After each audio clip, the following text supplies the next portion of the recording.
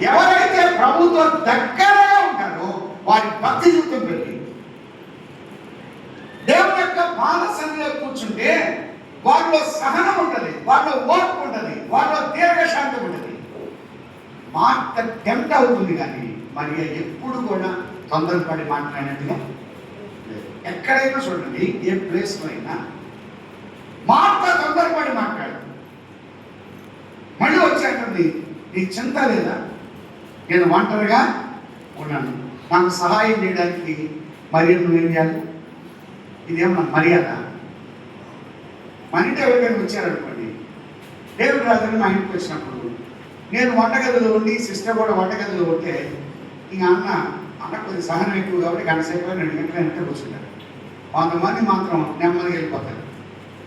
మనం పెట్టేది ముఖ్యం కాదు, మనం వాటితో గడిపేది.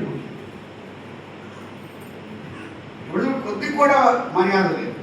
మాట ఆమె కూర్చునేవాళ్ళు ఈ తప్పని 2 మంది ఉంటారు. వాళ్ళు వినరు, వినేవారిని వారు ఎవరు ఇచ్చేవారిని, వారు రారు వచ్చేవారిని రారు, వాళ్ళు చేయరు చేసేవాడిని చేయరు. అక్కడ నువ్వు పోవటానికి వెళ్తున్నావా, నాకు చిన్న పని ఉంది, నువ్వు వెళ్తున్నావా అన్న వెళ్ళేది వెళ్ళొచ్చింది, మళ్ళీ 2 నిమిషాలు అడగాల. చాలాసార్లు కొంతమంది చూడండి వాళ్ళు ఏమీ లేదు. అందుకే ఆమె ఆత్మీయత అంతే, ఆ భక్తి జీవితం అంతే. మరియు ప్రభు యొక్క పాదములను ఆశ్రయించి 10వ అధ్యాయంలో ఆయన బోధకుడుగా ఉన్నాడు.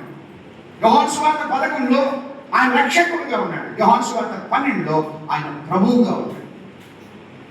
ఆయన ప్రభుత్వానికి లోబడి ఉన్నది. ఆయన పాద సన్నిధులు యేసు ప్రభు వెళ్ళేంత వరకు మరి ఎక్కడికి వచ్చింది? అందుకే ప్రభు ఒక మాట ఉన్నాడు,